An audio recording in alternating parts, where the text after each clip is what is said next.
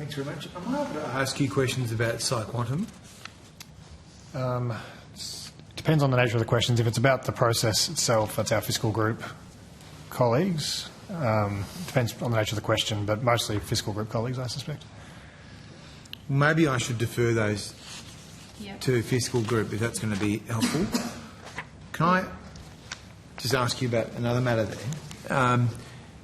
Last time you were here, Mr. Yeaman, I asked you about the nexus between migration and housing. Mm-hmm. I think you said at the time that you hadn't done any particular modelling on the impact of migration and housing. Have you now done some modelling on that? No, I don't have any new information there. I'll just repeat what we've said previously. We look at the relationship, we look at the impacts, but we have not done an exercise of modelling the direct channels, no. But isn't there a pretty strong nexus between the amount of people coming into the country and then the cost and availability of housing? So we have certainly, as the Secretary said earlier today, and as we've acknowledged I think many times, there is no doubt that when you get large increases in migration, our view is that for the economy in the medium term, that essentially washes out through the system because you get an increase in labour supply and the productive capacity of the economy, but you also get an increase in demand for services and goods, and housing is one of those. And then to the extent that is an unexpected spike in migration, that definitely puts short-term pressure on the housing market because of the constraints in the market that we've discussed around supply. So we do consider that in our forecasts. We think about that issue and we factor it into our forecasts. But we haven't done a specific modelling exercise. Because we have had the largest increase in per capita migration, haven't we, since the 50s? I believe that's correct. Yes, yeah. Certainly we've had a significant... Might it make sense to look at this and whether there is the potential to do some more modelling and analysis on the impact of a very large migration program, which the government has run, the largest since the 1950s, on the impact of Australians being able to buy a house in their own country? I mean, two points. One, as you know well, Senator, the increase that we've seen followed a period where the borders were closed, and so there is a sort of net issue here across the whole period of COVID, which needs to be kept in mind. But certainly we have seen a very large increase over the past 2 years, and we have been open and on the record as saying that that is adding pressure to the housing market, and we track a whole range of housing market indicators. When you look at vacancy rates across the housing market, house prices, construction costs, those all implicitly embody the impact of higher migration. So we look very closely at that, but it's an area we'll continue to look closely at. Well, let me ask you a dumb question then. What about, do you look at the housing construction, how many houses are built? Yes. Okay. And over the last few years, we're building more or fewer houses? Than when?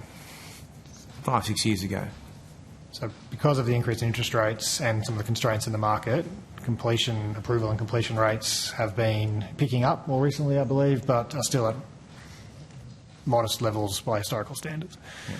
So, for example, if we were to look at the figures from, say, 2018, which is 6 years ago, we're building more or fewer houses than then? I'll ask if my colleague has those figures to hand. We don't have the numbers in terms of... We don't have it in terms of numbers, in terms of completions.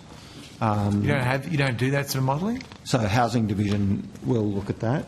Would typically look at that from their perspective. What we're looking at is the amount of activity in the housing sector, so the amount of building activity that goes on. Just check, my colleague may be able to speak to the cycle. Patrick Darcy, Assistant Secretary for International and Domestic Demand and Trade Branch. So, Senator, yes, there is, as you know, data on completions. I just have a chart that I'm drawing from, so I won't have specific numbers.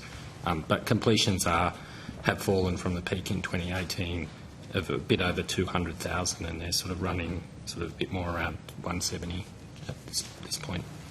So we're heading in the wrong direction? Well, we've come off, 2018 was a historically high level, and so we're back to a sort of arguably normal level for completions. We're building fewer houses, but we've got more people? Yes, the growth rate in the number of completions is lower than in 2018, that's correct. Yeah. And over 1 million people have come into the country in the last couple of years. Yeah, well, We're building fewer houses.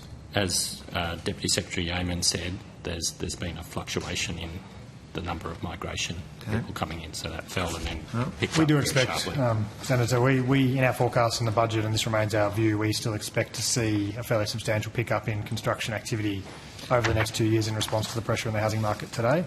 And we have been open about the fact that we see constraints in the market currently, particularly around the supply of housing and labour skills and materials in the sector, which are holding back construction. But also, when interest rates rise, you tend to see a drop-off in housing demand from other parts of the system, and that's flowing through into the cycle. But we Doesn't expect to sound see a good. pick-up over the next 2 years.